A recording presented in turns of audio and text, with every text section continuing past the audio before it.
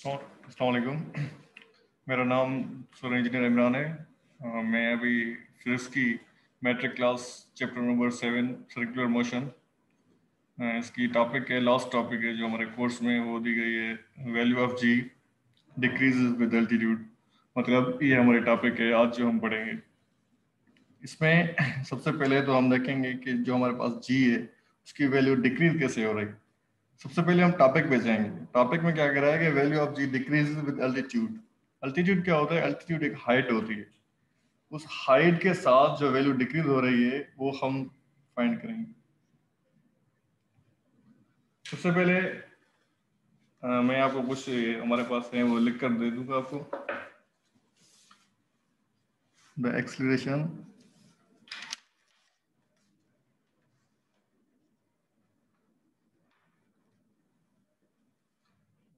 Of gravity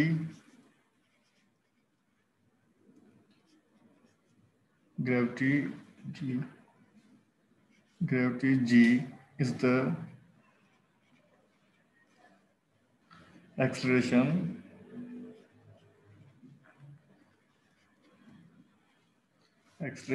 imparted to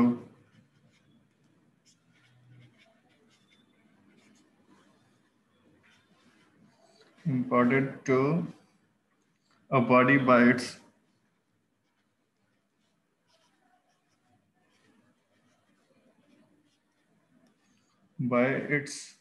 own weight.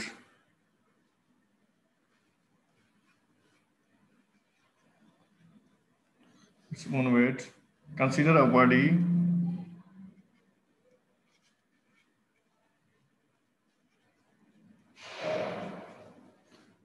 body of mass m on Earth surface.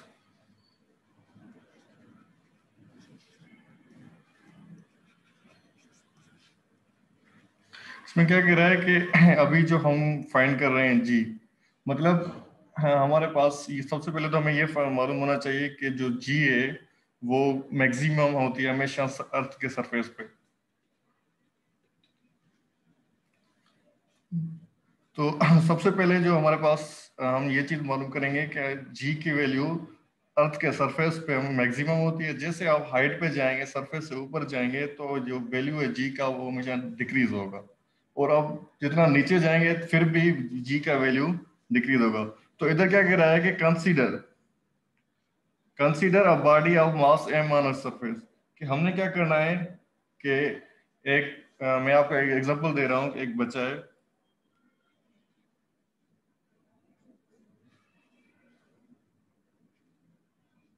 उसके हाथ में एक पत्थर है, वो ऊपर फेंक रहा है, यूं यहाँ तक फेंक लिया। फॉर सपोज उसने 1 मीटर ऊपर हाइट पे पत्थर फेंका है, तो वो बच्चा एक अर्थ के सरफेस पे, ये अर्थ का सरफेस है, तो जाहिर सी बात है ये सरफेस अर्थ का सरफेस है, तो अर्थ का सेंटर कहाँ है? ये सेंटर है। तो हमने पढ़ा था न्यूटन के ग्रेविटेशन लॉ में, जो हमारे पास एक इक्वेशन आई थी, g g is equal to G M E upon R E square, ये हमारे पास इक्वेशन आई थी। तो ये अर्थ का जो सेंटर है, सेंटर से लेकर यहाँ तक, ये क्या है? रेडियस है हमारे पास। मतलब सेंटर से लेकर सरफेस तक जहां बच्चा खड़ा हुआ है। लेकिन अब बच्चा क्या कर रहा है? एक पत्थर ऊपर फेंक रहा है, 1 मीटर हाइट पे पत्थर फेंक रहा है। तो हम देखेंगे कि सेंटर से लेकर जहां तक पत्थर आया है, यहाँ 1 मीटर हाइट पे, तो यहाँ तक रेडियस, टोटल रेडियस क्या होगा? तो हम ये चीज फाइंड करेंगे, मतलब क्या सेंटर से लेकर बच्चे तक जो डिस्टेंस था, फासला था, उसे तो हम रेडियस कहते हैं। लेकिन उस बच्चे ने जब एक पत्थर ऊपर फेंका है, 1 मीटर ऊपर फेंका है, एक हाइट के साथ फेंका है, तो वो क्या होगी टोटल? तो ये टोटल क्या बन जाएगा? मतलब यहाँ से लेकर यहाँ तक, अर्थ के सरफेस तक, तो एक ये बन जाएगा हमारे पास क्या? Radius plus height. क्योंकि हम क्या फाइंड करेंगे, तो क्या करेंगे? रेडियस में हाइट को ऐड करेंगे, तो ये टोटल क्या बन जाएगा? Radius plus height. और अब हम आगे जाएंगे। हमने क्या करना है, हमारे पास एक इक्वेशन थी जो मैंने बताया आपको कि न्यूटन ग्रेविटेशन लॉ के हमने फाइंड किया था जी का वैल्यू, वो क्या था, g is equal to G M E upon R E square. मतलब जी कौन सी, एक्सलेशन वाली जी, मतलब ग्रेविटी कौन सी, जो एक्सलेशन वाली ग्रेविटी है वो हमने फाइंड की थी। उसमें क्या रहता है, जी मतलब gravitational constant, mass of earth divided by radius of अर्थ का स्क्वायर। मतलब जी क्या कर रही है, रेडियस के साथ इनवर्सली प्रोपोर्शनल कर रही है। जितना आप ऊपर जाएंगे, फासले पर जाएंगे, जितना आप डिस्टेंस ज्यादा करेंगे तो आपके पास जी का वैल्यू क्या आएगा, कम आएगा। मतलब रेडियस के साथ जी का वैल्यू क्या कर रहा है, इनवर्सली प्रोपोर्शनल कर रहा है। जितना आप रेडियस को बढ़ाएंगे, हाई डिस्टेंस को बढ़ाएंगे, रेडियस और डिस्टेंस एक ही बात है, इनको बढ़ाएंगे तो जी का वैल्यू क्या आएगा, कम आएगा। जितना आप नीचे आएंगे, सरफेस पे आएंगे, तो वो इतना जी का वैल्यू बढ़ेगा। मतलब जी क्या कर रही है, इनवर्सली प्रोपोर्शनल कर रही है डिस्टेंस के साथ। अब ऑन द सरफेस, अर्थ की ऑन द सरफेस तो मैक्सिमम वैल्यू होता है जी का। जैसे आप ऊपर जाएंगे तो ये जी का वैल्यू क्या हो जाएगा, डिक्रीज होता जाएगा। तो हम अभी क्या करेंगे, ये तो हमारे पास जी का वैल्यू था G M E upon R square. अभी हम ग्रेविटी फाइंड करेंगे एक हाइट के साथ। मतलब वो तो थी पहले वाली, जो ये क्वेश्चन नंबर 1 है, ये कौन सी थी, ये थी ऑन द सरफेस। मतलब अर्थ के सेंटर से लेकर सरफेस तक जो रेडियस था, यहाँ तक जो जी थी, वो इसका वैल्यू ये था। अब हम 1 मीटर ऊपर जा रहे हैं एक हाइट के साथ, तो वहां जी की वैल्यू क्या होगी, तो क्या होगी, हम इसे क्या कहेंगे कि g at the height, gravitation, gravity at the height. तो ये क्या बन जाएगी हमारे पास, ये बन जाएगी जी एम ई अपान, अब ये जो रेडियस आर ई स्क्वायर आ रहा था, ये वाला रेडियस का, तो इसमें हमने क्या किया, 1 मीटर ऊपर गए, हाइट के साथ गए, तो हमने क्या किया इसमें आर प्लस एच। तो ये वैल्यू पुट करेंगे हम, R plus H whole square, ये आ गया। तो ये इस इक्वेशन को हमने कौन सा नाम दिया, इक्वेशन नंबर 2। क्लियर है। अब क्या करेंगे हम, इस इक्वेशन 1 और 2 को दोनों को डिवाइड करेंगे एक दूसरे से। क्या करेंगे, डिवाइड इक्वेशन 1/2, क्योंकि हमने ग्रेविटी एट द हाइट उसका वैल्यू फाइंड करना है। तो ये इक्वेशन की डेरिवेशन करनी है, तो उसका वैल्यू फाइंड करने के लिए हम क्या करेंगे, इस पूरी सी इक्वेशन को ड्राइव करेंगे। तो डिवाइड करिए, हमने क्या हो जाएगा, g upon g at the height is equal to G gravitation constant mass of earth divided by radius of the earth square, ये डिवाइड की सिंबल। तो दूसरी इक्वेशन क्या थी हमारे पास, G M E upon R plus H square. Clear है यहाँ तक। अब हम आगे जाएंगे तो मैथमेटिक्स में क्या होता है, ये जो डिवाइड है इसको उल्टा करते हैं तो वो मल्टीप्लाई में हो जाता है। तो ये हो जाएगा जी M E upon R E square, multiply में चेंज करेंगे तो क्या, डिनोमिनेटर डिनोमिनेटर में चेंज हो जाते हैं। तो ये हो जाएगा R plus H square upon G M E square. अभी यहाँ कौन से वैल्यू कैंसिल हो रहे हैं ये देखेंगे। तो जी एम ई एक दूसरे से कैंसिल हो जाएंगे, इसको करते हैं हम कैंसिल।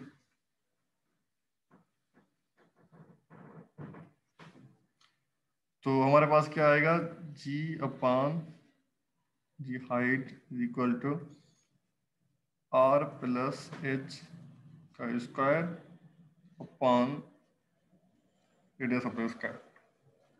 यहाँ तक क्लियर है। यहाँ एक फार्मूला लग रहा है मैथमेटिक्स में, कौन सा लग रहा है, फार्मूला ये लग रहा है A plus B whole square वाला, क्योंकि आर प्लस एच के ऊपर होल स्क्वायर है। तो यहाँ कौन सा फार्मूला लग रहा है, A plus B whole square वाला। तो इसे ओपन करेंगे, क्या हो जाएगा, A square plus 2ab plus B square. Clear है। तो ये वैल्यू पुट करें, अब ये फार्मूला पुट करें तो क्या हो जाएगा हमारे पास, g upon g at the height is equal to R कौन सी, आर यहाँ कौन सा पार्ट, ए पार्ट है, और एच कौन सा, बी पार्ट है। तो हो जाएगा ये R square plus 2 R 2 R into B height plus H का होल स्क्वायर। ये हो गया। बाकी नीचे वाला वैल्यू सेम टू सेम हो जाएगा। तो क्या था, आर ई स्क्वायर। तो ये आर ई मतलब, आर और आर ई का मतलब क्या, एक ही है, क्योंकि दोनों रेडियस ऑफ अर्थ हैं। तो ये आप इसमें कंफ्यूज नहीं होना। आर ई का मतलब क्या, रेडियस ऑफ अर्थ। ये यहाँ भी हो रहा है, आर ई। तो आगे आगे जाएंगे तो आगे क्या हो जाएगा, R G upon G H is equal to R E square plus, इसको आप सिंपली लिखें, सिंपली क्या होगा, 2 RE H plus H square upon R E square. Clear है। इसके बाद हम क्या करेंगे, एलसीएम जो है इसका एलसीएम ब्रेक करेंगे। ब्रेक द एलसीएम, जो हमारे पास एलसीएम है उसे ब्रेक करेंगे। G upon g at the height is equal to radius of square upon square plus 2 RE H upon R E square plus H square upon R E square. तो अभी हम देखेंगे कौन डिवाइड में जो वैल्यू एक दूसरे में मैच होंगे वो कैंसिल करेंगे। कौन सा कैंसिल हो रहा है, आर ई के साथ कैंसिल हो गया, और ये इसकी स्क्वायर के साथ कैंसिल हो गया। तो आगे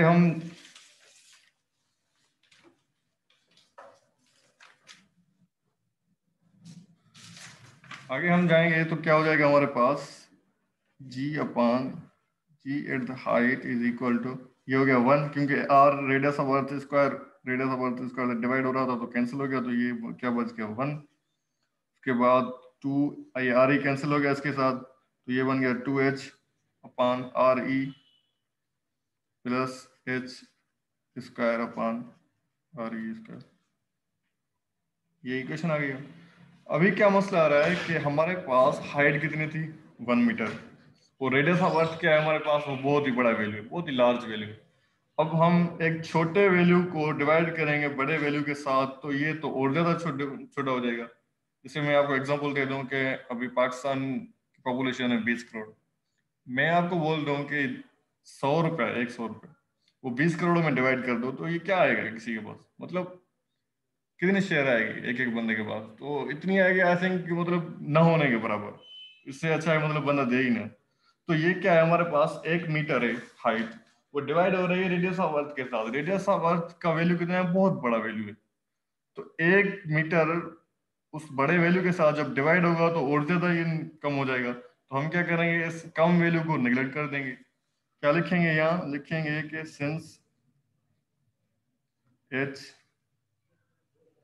is very small,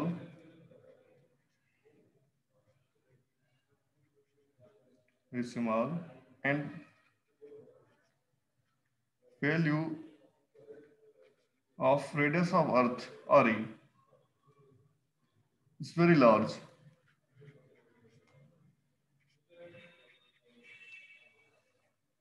If we divide, if we divide it becomes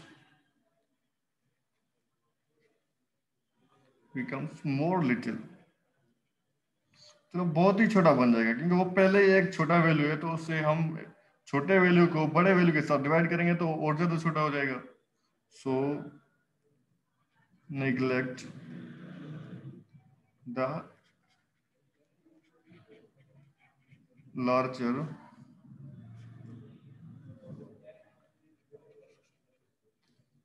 values of h।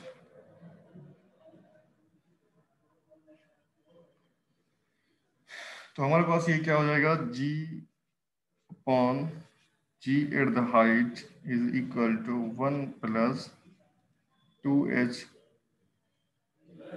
Upon R E.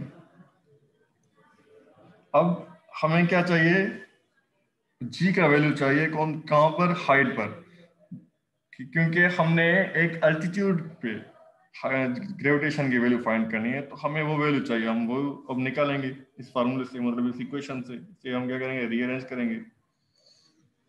as we know as we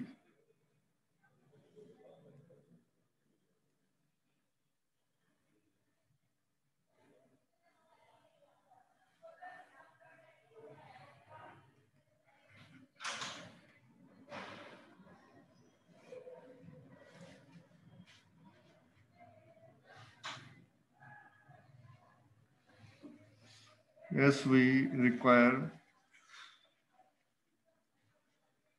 the value of gravity at the height for that rearrange, क्योंकि मैंने पहले आपको बता दिया कि हम क्या करेंगे, इस इक्वेशन को रीअरेंज करेंगे, क्योंकि हमें जी का वैल्यू एट द हाइट चाहिए। Rearrange the equation. तो ये क्या कर रहा है इधर, जी एट द हाइट इधर डिवाइड कर रही है, तो वो उस साइड जाकर क्या करेगी, multiply G at the height 1 plus 2h upon R E, यहाँ ये मल्टीप्लाई कर रही है।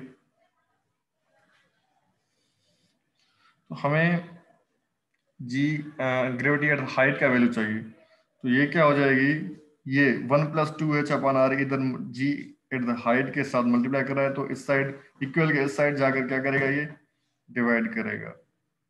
तो ये हो जाएगा 1 + 2h अपान आर ई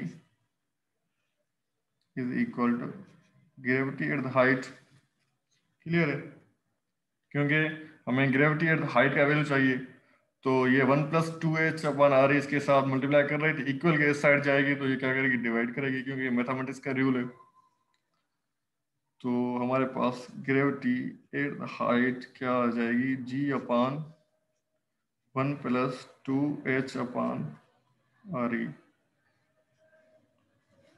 तो हम इसको सिंपल करके लिख सकते हैं, G H is equal to G V 1 + 2h upon R E inverse. मतलब कि जब हमारे पास डिवाइड वैल्यू होता है तो हम उसे ऊपर लाते हैं, ऊपर लाने के लिए हम क्या करते हैं, उसे इनवर्स में लेके जाते हैं। तो ये हमारे पास क्या हो जाएगा, इनवर्स में, क्योंकि हमने इसके साथ लिखना है। तो बात एक ही होती है, डिवाइड में लिखो या इनवर्स करके लिखो, बात एक ही होती है। अब बाइनोमियल थ्योरम क्या कहता है, बाय बाइनोमियल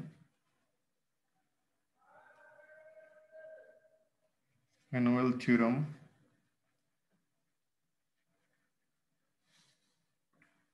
वो क्या कहता है कि जब इनवर्स में वैल्यू हो तो उसके अंदर क्या होता है, साइन चेंज हो जाती है उसके अंदर में। तो ये हो जाएगा G H is equal to G upon 1 - 2h upon R E, क्योंकि बाइनोमियल थ्योरम हमने यूज किया है। बाइनोमियल थ्योरम ये मैथमेटिक्स के शायद मैट्रिक में है, तो आपने आई होप आपने पढ़ा होगा। तो हमारे पास जी का वैल्यू आ गया, g at the height is equal to g 1 - 2h upon R E. ये हमारे पास जी का वैल्यू आ गया जिसे हम फाइंड कर रहे थे। तो यहाँ तक हमारी टॉपिक खत्म हुई, और ये जी का वैल्यू आ गया क्योंकि हमने हाइट पे, एल्टीट्यूड पे जी का वैल्यू फाइंड करना था, तो हमने कर लिया।